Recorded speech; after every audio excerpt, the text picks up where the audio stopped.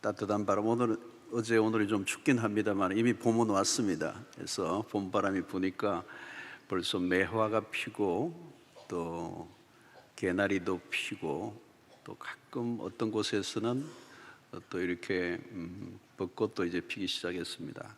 이 봄바람의 위력이죠. 새로운 계절이 왔다는 게 이제 느껴집니다. 대지를 녹이고 꽃을 피우고 모든 식물들이 살아나고 있습니다. 이게 생명의 에너지죠. 생명의 에너지가 밀려오니까 아무도 막을 수가 없어요. 오순절의 성령 강림 사건, 이 사도행전의 이 사건이 마치 그와 같습니다. 새로운 시대가 온 거죠. 새로운 시대. 제자들은 예수님의 성천 이후에 모여서 전심으로 기도하고 또 약속하신 성령이 임하시기를 기다리고 기다렸습니다. 오순절 날이 이르자 약속하신 성령이 그 모임 가운데 임하셨습니다. 2장 2절로 3절에 보면 호련히 하늘로부터 급하고 강한 바람 같은 소리가 그들이 앉은 온 집에 가득했다는, 그리고 마치 불의 혀처럼 갈라지는 것들이 그들에게 보여 각 사람 위에 하나씩 임하여 있더니 그랬어요.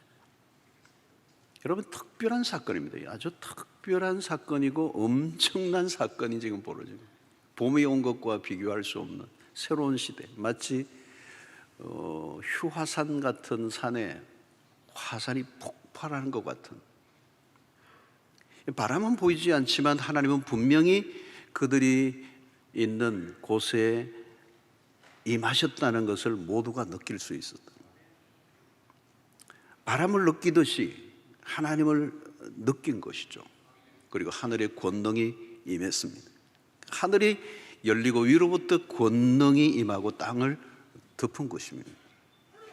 모두가 하나님의 존재를 뚜렷하게 경험하죠. 여러분, 우리가 살면서 어떤 경험들을 하는데 특별한 경험들을 할 때가 있습니다. 그런데 어떤 경험은 그냥 잊어버리기도 하고 그렇게 크게 우리에게 충격을 주지 않지만, 어떤 경험은 우리의 인생을 완전히 바꾸어 놓는 경험이 있어요. 그 강력한 경험이 뭘까요, 여러분? 하나님과의 만남입니다. 인카운트죠. 인카운트. 하나님과 1대1로 그 초월적인 존재와 내가 딱 이렇게 맞닥뜨리는 순간이에요. 성령이 임하신 겁니다. 하나님의 영으로 임하신 것. 이건 단순한 흥분이나 감동을 받거나 종교적인 엑스타시나 이런 게 아니고, 완전히 불처럼 바람처럼 임하신 성령은 그 모든 120명의 사람들에게 임하셨고, 그 임하심은 결국 이 인류가 갖고 있는 모든 그 죄로 인한 그 어둠의 세력들이 짓밟혀 있는 것으로부터 해방을 시키는 새로운 생명의 역사가 시작되는 그런 순간이 온 것입니다. 그런 면에서 이 사도행전 2장은 거대한 전환점입니다. 오늘 이 신약의 교회가 출발하는 순간이 오늘 사도행전 2장에 있는 거거든요. 어떻게 교회가 시작되었을까? 어떻게 이런 새 일이 일어날 수 있었는가? 하나님이 이 사도행전의 오순절 사건을 통하여 교회가 시작되게 하시고, 그 교회를 통해서 하나님이 인류의 역사 속의 구원을 구체적으로 어떻게 이루어 가실 것인가에 대한 사인을 이 불처럼 바람처럼 성령이 임하심으로 시작이 된 것입니다. 성령 강림 이전과 이후는 완전히 달라진 거죠. 왜 주님이 예루살렘을 떠나지 말라고 하셨는지, 약속하신 성령이 어떤 분이신지를 이제 알게 하신 겁니다. 모든 주도권이 이제 사람이 아니고 허약한 인간에게 하나님의 역사를 맡기지 아니하시고 성령이 임하심으로. 그래서 여러분, 성령이 임하셨다는 이 사건은 작은 일이 아닙니다. 스가랴 4장 6절을 보면 만군의 여호와께서 말씀하시되 이는 힘으로 되지 아니하며 능력으로 되지 아니하고 오직 나의 영으로 되느니라 그랬어요. 그러니까 이 사건을 보면서 제3자가 보기에는 이해할 수 없는 현상이 일어난 겁니다. 늘 보던 익숙한 환경이 아니에요. 그러니까 사도행전 2장 7절로 8절로 다 놀라 신기하게 여겨 이르되 보라 이 말하는 사람들이 다 갈릴리 사람이 아니냐? 우리가 우리 각 사람이 난고방언으로 듣게 되는 것이 어찌 된 일이냐? 혹자는 사람들이 이들이 술에 취한 거지. 술에 취한 거야 저 사람들. 어떤 집단적 광기 때로는 환각 상태에 빠진 것처럼 보였어요. 그런데 그런 것과 전혀 다른 차원의 일이 일어난 거죠. 이 어찌된 일이냐? 저들이 성령의 말하게 하심을 따라 말을 하는데 각 난고방언으로 랭귀지로 말하는 거예요. 성령이 임하신 증거들로 인해 사람들이 놀랐습니다. 그 광경을 지켜보던 자들은 사실은 누군가 하면 경건한 유대인이라고 말합니다. 이 경건한 유대인이라는 누구냐 하면 하나님을 잘 안다고 생각했던 사람들입니다. 그런데 지금 일어난 상황을 보니까 하나님이 직접 찾아오신 이 사건 너무도 생경스러운 모습이고 이 어찌된 일이냐, 너무도 가까이 다가오신 그 절대자 하나님으로 인하여 낯설어하고 있는 거죠. 베드로는 구약의 요엘 선지자의 예언을 인용하며 설교를 시작합니다. 왜 구약의 선지자 요엘의 말씀을 인용할까요? 지금 일어나고 있는 이 현상은 그냥 우연히 일어난 일이 아니라 오래전 요엘 선지자가 예언한 것이 성취되고 있다는 것입니다. 하나님의 때에 정확하게 하나님의 역사가 일어나고 있는 것을 알려주고 있어요. 우연히 일어난 게 아니라는 거죠. 그러면서 그의 설교의 첫 부분에 매우 중요한 게 17절에 나오죠. 하나님이 말씀하시기를 말세에 내가 내 영을 모든 육체에 부어주리니 너희의 자녀들은 예언할 것이요 너희의 젊은이들은 환상을 보고 너희의 늙은이들은 꿈을 꾸리라. 유명한 구절이죠. 자, 여러분 여기 누구에게 부어준다는 겁니다. 모든 육체라는 거. 모든 육체에 내 영을 부어주리니. 여러분 구약시대는 예언과 환상과 꿈은 특별한 사람에게 임했습니다. 예언자들에게 하나님이 주시는 것을 전하는 거죠. 예언자들이나 제사장들에게만 이 예언과 환상과 꿈을 특별한 사람들에게 주었습니다. 그런데 오순절에 임하신 성령은 모든 육체, 모든 사람들에게 어떤 개인적인 체험만으로 끝나지 않고 120명의 사람의 체험으로만 끝나지 않고 이 성령의 기름 부으시는 이 사건이 모든 지역, 모든 민족, 모든 백성들에게 흩어져서 일어날 거라는 거예요. 동시다발적으로 모든 사람들이 열려져 버렸다는 거예요. 여러분 오순절 이전과 이후는 다르다는 거예요. 구약시대는 특정한 사람에게 특정한 목적을 위해서 주의 영을 부으셨는데 신약은 모든 육체에 그냥 그것도 쫄쫄 그냥 고장난 수도꼭지에 떨어지는 물방울 같이가 아니라 소낙비처럼 강둑이 터진 것처럼. 그러니까 지금 베드로가 완전히 바뀐 거예요. 그렇게 우물쭈물 비실비실 눈치 보고 겁쟁이처럼 스승을 배반하고 도망쳤던 베드로가 지금 완전히 달라졌어요. 생기가 넘쳐요. 성령이 임하시면 가슴에 불이 붙는 겁니다. 불이 붙어서 내 안에 불이 임하면 불을 토해내는 거예요. 바람이 부는데 미풍이 아니라 폭풍처럼 밀어닥치는, 아무도 그 앞에 저항할 수 없이 휘몰아치는, 그래서 하나님을 이론적으로 아는 게 아니라 지식적으로 아는 게 아니라 그 하나님의 영이 내 안에 충만히 거하신다라고 하는 거예요. 이 특별한 경험이 결국은 신약의 교회라고 하는 공동체를 탄생시킨 거예요. 여러분 성령의 임재가 없으면 그 교회는 교회가 아니에요. 성령의 임하심이 없다면 그 교회 모임은 100명이 모이든 1000명이 모이든 10,000명이 모이든 아무것도 아니에요. 그냥 사람 많이 모인 거예요. 사람 많이 모인 거 하면 사직구장이 더 많이 모이죠. 자, 오늘 여기 보십시오. 남종과 여종의 18절. 그때 내가 내 영을 내 남종과 여종들에게 부어주리니 그들이 예언할 것이요. 여기 남종과 여종들에게 부어주리니 그랬어요. 성별의 구분이 없습니다. 여러분 이스라엘의 문화적 상황을 보면 남녀 구분이 엄격하고 남성 중심의 사회입니다. 여성의 지위는 보장되지가 않아요. 어느 문화에서나 남녀의 차별이 있습니다. 남녀의 벽이 굉장히 높아요. 우리 한국도 그렇죠. 사실은 굉장히 많이 지금 개방되어 있지만 여전히 남녀 차별이 사회 안으로 들어가면 있는 거예요. 그런데 성령의 역사가 일어나면 남종과 여종에게 부어주겠다. 차별이 없다는 거예요. 내가 남자나 여자냐 그게 중요하지 않고 성령이 임하시면 남자나 여자나 상관없이 하나님이 구분 없이 쓰시겠다는 거예요. 하나님은 누구라도 쓰실 수 있다. 차별을 하지 않는다. 외적인 조건으로 평가하지 않는다. 평가의 기준은 딱 하나, 성령의 권능이 임하시면 그 인생은 독특해진다는 거예요.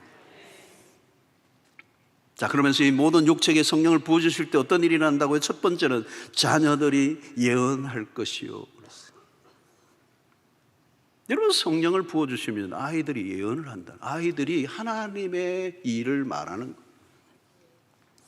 나이가 문제가 아니에요. 여러분, 아이들이 성령을 받으면 방언을 해요.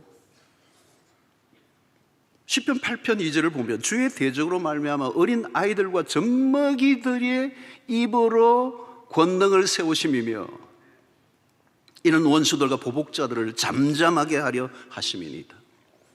이제 말을 막 배우기 시작하는 아이들의 입술을 통해서도 하나님의 영광을 드러내고 하나님의 능력을 나타낸다. 가끔 아이들이 툭 내뱉는 말에 부모들이 깜짝 놀라요. 나이가 몇 살이냐가 중요한 거, 성령이 임하시면 된다. 젊은이들은 뭐요? 환상을 본다는 거예요. 성령이 임하시면 젊은이들이 환상을 보면, 이 환상은 뭐면 하늘의 환상이에요.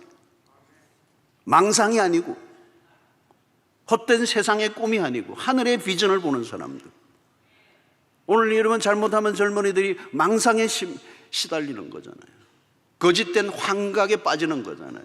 세상의 성공을 쫓는 거잖아요.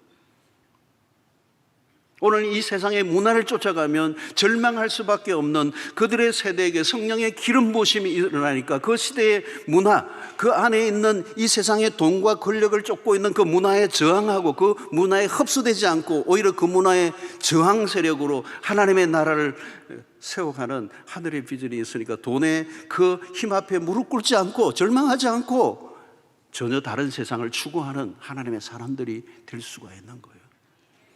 이번에도 우리 청년들이 얼마나 많이, 전례 없이 많은 청년들이 이번에 수련회에 가서 1부, 2부, 3부, 4부 계속 은혜를 받는데 어떤 데는 새벽 5시까지, 저녁 집회인데 새벽 5시까지 그냥 기도를 하는데 우리 사역자들이 잠 좀 자자 할 정도로 불이 난 거예요.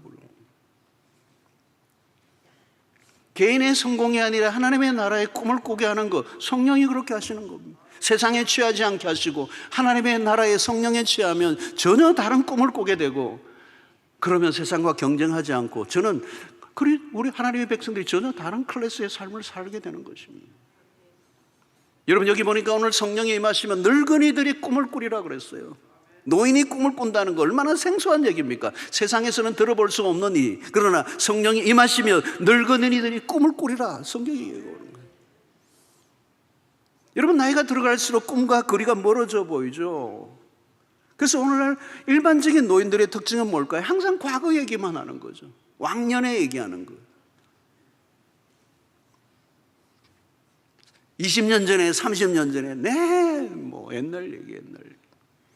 여러분, 과거밖에 할 얘기가 없다면 얼마나 비참한 것입니까?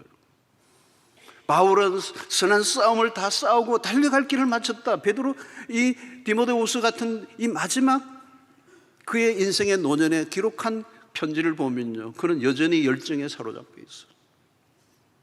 성령이 임하시면 육체의 쇠락은 막을 수 없어요. 그러나 우리의 영혼은 성령의 지배를 받을 때 아무리 나이가 많아도 그 때에 하나님의 영광을 위해서 쓰임받을 수 있다는 것입니다. 갈렙을 보십시오. 그는 후반전에 빛이 난 인물이에요. 85세이지만 여전히 난공불락의 그 성들을 바라보며 모두가 포기했던 그 땅, 그 산지를 향하여서 이 85세의 노장 갈렙은 이 산지를 내게 달라고, 그의 심장은 계속 쿵쾅거리고 있는 거예요. 여러분, 중요한 건 나이가 아닙니다. 나이가 아닙니다.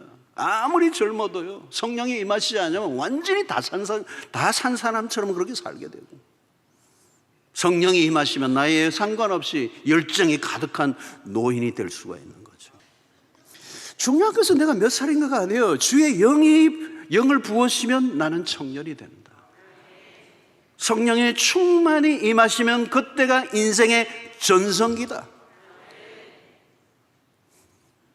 영원한 청년이 되는 거예요. 왜? 가슴에 꿈이 시들지 않으니까. 성령을 받지 않으면 노화가 급속하게 찾아오. 아무리 안티에이징을 발라도, 화장품을 발라도 그걸로는 안 돼요. 꿈이 없는데 바르면 뭐예요? 보톡스 맞으면 뭐예요? 성령이 임하셔야 꿈을 꾸리라. 꿈을 꿔야 돼요. 꿈을 꿔. 죽기 직전까지도 꿈을 꾸셔야 돼요. 근데 꿈을 내가 꾸나요? 성령이 꾸게 하시는 거예요. 내가 꿈꾸면 개꿈이고, 성령이 꾸게 하신 꿈은 하늘의 꿈이에요. 여러분, 성령이 임하시면, 성령을 부어주시면 하나님의 나라의 용병이 되고, 성령이 임하시면 어린이도 청년도 노인도 모두가 하나님의 나라의 주전 멤버가 되는 거예요. 아웃사이더가 없어요. 성령이 임하시면. 왜? 주의 권능이 그 위에 덮여지기 때문에. 자, 이 성령이 임하시면 공통적인 특징이 있죠. 오늘 예언, 환상, 꿈은 모두가 미래적인 것입니다. 성령은 꿈을 꾸게 하시는데, 이 성령은 비전의 영이에요. 멀리 보게 하시고 시야를 넓혀주시고, 과거가 아니라 미래를 보게 하시고 미래에 관심을 가지게 하는 거예요. 우리는 마지막 날을, 그 종말을 바라보고 살아가는 거예요. 성령이 임하시면 비전너리가 됩니다. 성령 충만하면 꿈이 생깁니다. 성령이 역사하는 교회의 특징은 미래지향적입니다. 변화하는 걸 두려워하지 않습니다. 주의 영이 계신 곳에는 자유함이 있느니라 그랬어요. 여러분, 새로운 일을 시도하는 일에 주저하지 않습니다. 새 포도주는 새 부대에 넣어야 된다는 거죠. 그런데 예수님의 시대에 당시 제도권의 종교 체제는 낡은 부대였습니다. 새 포도주인 예수 그리스도를 담을 수가 없어요. 그러니까 예수 그리스도를 죽여버리는 거죠. 그들은 옛것을 지키는 것에 몰두했습니다. 죽어가는 교회의 특징이에요. 과거에 붙들려 있는 거예요. 하나님의 영이 감동이 되면 상상력이 풍성해져요. 새로운 일에 대한 기대감이 생겨요. 성령이 역사하는 교회는 열정이 있습니다. 만나면 꿈을 얘기합니다. 미래를 향하여 준비하고 의욕적입니다. 기대감이 넘치는 것이죠. 저는 우리 교회가 이런 교회가 되기를 원합니다. 자, 이 모든 일은 오늘 요엘의 그 인용의 말씀 가운데 핵심은 뭐냐? 말세에 일어날 일들에 대한 것입니다. 이 말세는 오늘 세상의 끝이에요. 주님의 재림을 기다리는 시간, 지금이 말세입니다. 그리고 어떤 분은 2000년 전에도 말세고 지금도 말세라고, 어떻게 그렇게 말세가 되냐고 하는 분들이 계실지 모르겠어요. 그러나 여러분, 하나님의 나라의 계산법은 우리와 달라요. 1000년이 하루 같기도 하고 하루가 1000년 같기도 하고. 자, 이 마지막 때에 어떤 일이 일어난다고요? 19절 20절에 보니까 또 내가 위로 하늘에 쓰는 기사를 아래로 땅에 쓰는 징조를 베풀리니 곧 피와 불과 연기로다. 주의 크고 영화로운 날이 이르기 전에 해가 변하여 어두워지고 달이 변하여 피가 되리라. 자, 여기 하늘과 땅의 다양한 징조들이 나타난다는 겁니다. 재앙들이에요. 해가 변하여 어두워진다는 거, 빛을 잃어버리고, 해가 빛을 내야 되는데 빛을 잃어버리고, 달이 변하여 피가 된다는 거. 마태복음 23장 7절 8절 보니까 민족이, 예수님이 하신 말씀입니다. 민족이 민족을, 나라가 나라를 대적하여 일어나겠고 곳곳에 기근과 지진이 있으리니 이 모든 것은 재난의 시작이니라. 여러분, 이런 때에 이런 일들이 일어날 때 우리가 무엇을 봐야 되죠? 마지막 때의 추수기를 보아야 됩니다. 잃어버린 자들이 돌아올 때라는 겁니다. 마지막 때 하나님께서 돌아오라는 신호예요. 극적인 사건들을 통하여 하나님이 당신의 백성들을 불러 모으신다는 거예요. 표적과 기사들의 강도가 커질수록 주님의 오실 날이 가까워져 왔기 때문에 이제 구원받아야 될 백성들이 이제 주께로 돌아와야 한다는 이 사인을 강하게 시그널을 주고 있는 거예요. 그 오순절 사건은 결국은 말세와 연결되어 있습니다. 말세와 연결돼요.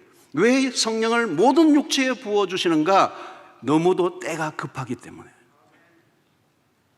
그래서 2장 21절에 누구든지 주의 이름을 부르는 자는 구원을 받으리라 하였느니라. 초미의 관심사는 구원입니다. 인류의 최대의 관심사. 죄로 인해 망할 운명에 처해 있는 심판받아야 할 이 범죄한 인간을 구원할 길이 이제 열려 있다는 거예요. 그래서 베드로의 설교의 초점은 오직 예수 그리스도에게 집중하고 누구든지 예수의 이름을 부르기만 하면 구원을 얻으리라. 이 복음의 스케일을 얘기하는 겁니다. 하나님의 무한한 사랑, 제한 없이, 편견 없이, 조건 없이 주의 이름을 부르기만 하면 구원을 얻을 것이다. 여러분, 주의 이름을 부른다는 것은 놀라운 것입니다. 하나님의 택함 받은 백성이라면 주의 이름을 부르게 되어 있어요. 주의 이름을 부르는 자는 성령이 임하신 증거요, 성령이 그로 하여금 주의 이름을 부르게 하시고 그 주의 이름을 부르는 자에게 구원의 능력이 임한다는 것입니다.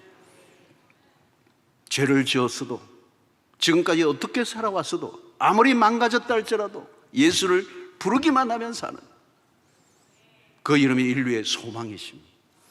우리는 계속 주의 이름을 불러야 되고 그 이름을 의지해야 되고 그분을 붙잡을 때 구원의 문이 오늘 인류에게 활짝 열려 있는 줄로 믿습니다. 여러분, 마지막 시대에 아주 급합니다. 시간에 대한 새로운 인식이 필요합니다. 깨어있는 신앙이란 임박한 때에 대한 인식, 다른 것들은 중요하지 않아요. 구원을 받아야 한다는 거예요.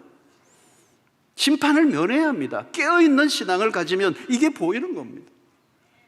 구원에 관심이 많아진 거죠. 다른 것은 중요한 거 아닙니다. 추수기에 이런 때는 오직 하나님의 구원받아야 될 백성들이 주께로 돌아오는 일들, 그래서 지금은 거대한 구원 운동이 벌어지고 있어요. 온 세계적으로 지금 빠르게 구원 사역이 전개되고 있습니다. 여러분, 아프리카에도 남미에도 지금 아시아권에도 곳곳에서 부흥의 역사들이 일어나고 있는 소문을 들어요. 선교사들을 급속하게 파송하는 일들이 일어나요. 지금 브라질은 지금 엄청나게 파송하고, 중국 교회도 이미 선교를 엄청나게 선교사들을 파송하고 있습니다. 곳곳에 부흥의 물결이 치고 있습니다. 하나님이 당신의 백성들을 급하게 불러 모으시고 계세요. 내 영을 모든 육체에 부어주리니. 성령의 시대, 모든 육체에 부어주셨다는 것은 무엇을 의미합니까? 하나님의 나라를 위해서 가능한 많은 사람들을 불러 사용하시겠다는 겁니다. 남종이나 여종이나 어린아이나 청년이나 노인이나 할 것 없이 모두에게 성령의 기름 부어서 이 마지막 때에 돌아와야 할 백성들을 추수하는 일에 당신의 사람들을 사용해 주시겠다는 거예요. 사랑하는 성도 여러분, 이 지금 마지막 때는 주님이 하나님의 나라 관점에서 당신의 마지막 때의 마지막 추수기에 오늘 우리는 서 있습니다. 그리고 주님은 우리의 교회를 세우셨고, 교회의 존재 이유, 또 그리스도인의 사는 이유는 오늘 이 마지막 때 구원의 나팔수로 복음을 전가하고 그리스도의 정인으로 구원받아야 될 백성들을 주께로 돌이키게 하는 일에 우리의 모든 전 삶을 사용하기를 원하시는, 성령은 오늘 또 누구를 통해서든지 구원의 역사를 위해서 사용하십니다. 특정한 사람만 사명을 주신 게 아닙니다. 특정한 교회만 선교하는 게 아니에요. 특정한 사람만 전도가 아니에요. 오늘 마지막 시대 주의 영을 모든 육체에 물붓듯이 부어주신 이유는 신자답게 살 뿐만 아니라 우리의 삶이 하나님의 영에 사로잡혀 이 마지막 시대의 마지막 주자, 이 추수기에 복음이 땅끝까지 전거될 때 주님이 오신다는 그 지상의 대사명과 명령을 기억하고 오늘 우리에게 주어진 사명을 잘 감당하는 그리스도인, 그리고 교회가 되어야 될 줄로 믿습니다. 사랑하는 성도 여러분, 성령이 임하셨습니다. 오늘 또 물붓듯이 부어주십니다. 그리고 우리로 하여금 하나님의 영에 사로잡혀 하나님의 나라의 일을 선포하게 하시고 구원의 역사에 우리를 아름답게 사용하심으로 주 예수 그리스도가 강림하시는 그날 주님 앞에 담대히 설 수 있는 주의 백성들 되시기를 주의 이름으로 축원합니다.